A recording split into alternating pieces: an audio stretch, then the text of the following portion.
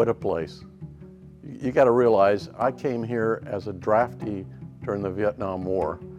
After basic training, rather than sending me to Vietnam, they sent me here.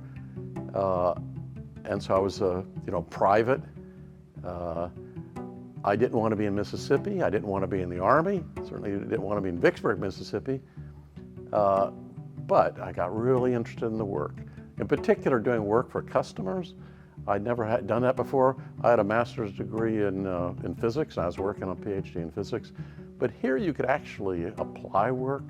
And so when I got out of the Army, I went back to school. I stayed here at ERDC for my entire career. And so what a place. It's like I came here as a private, and I left as ERDC director. And ERDC does such terrific work. I had a ball in a lot of ways.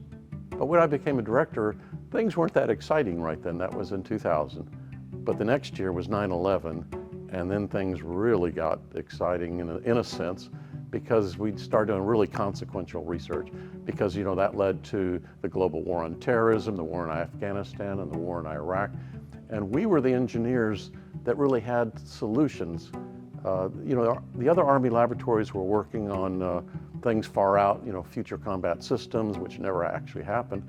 But the ERDC was used to working on customers, working for customers. Most of our work is for customers. So we knew how to come up with engineering solutions that saved all kinds of lives, from rockets, mortars, rocket-propelled grenades, IEDs.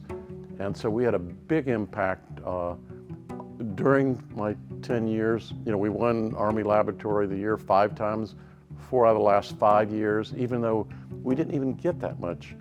We got a small percentage of the total money in Army, research money, but yet we won my last 4 out of 5 years because of the terrific work ERDC was doing.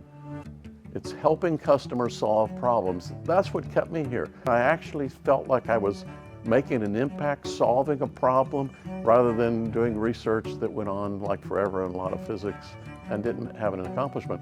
But I think that's what a lot of our people are. They're not just doing research for the benefit of research, but to actually help some kind of customer solve a real problem.